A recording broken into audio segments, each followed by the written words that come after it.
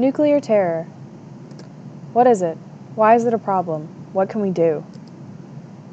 What is nuclear terror?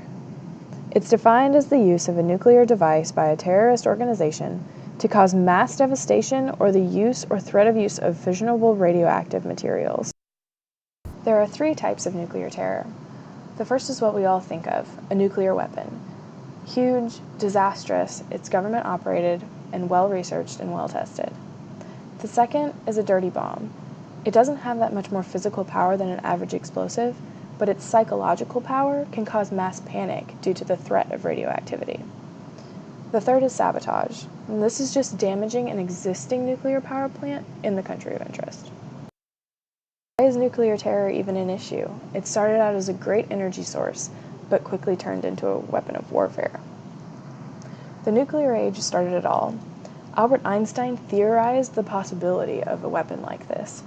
He was concerned that the Nazis would develop it before us, so he wrote a letter to President FDR and convinced him to start the Manhattan Project. This was the project that had developed all of the technology that we use today for atomic bombs. It was led by the director Robert Oppenheimer in the Los Alamos Laboratory. The beginning of the atomic era was July 16, 1945.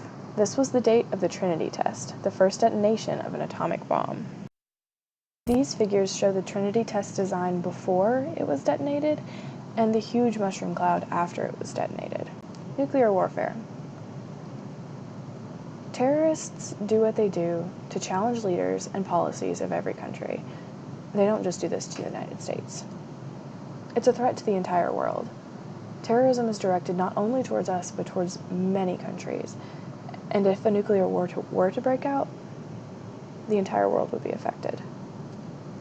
A detonation could extend 30 kilometers from the origin, and even up to 80 kilometers away, people looking at the blast could be blinded. What are some things that engineers can do to prevent nuclear terror? Advancing tools that detect plutonium in a reactor will help prevent the transportation of these nuclear materials across the border. The challenges with that is that individual inspection of shipments is super time-consuming and very costly. One of these advanced technologies is called a nuclear car wash. It's an intricate scanning system that would monitor packages on a conveyor belt by sending out pulses of neutrons, which would signify the presence of nuclear materials inside those containers. The challenges associated with this are when gamma rays are shot off, it leaves residual radioactivity. To prevent this, the container could be shielded with a large amount of water, but there are always risks.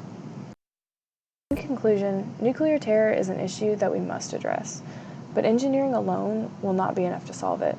We must employ diplomacy and politics to be able to have these negotiations and conversations without resorting to nuclear terror.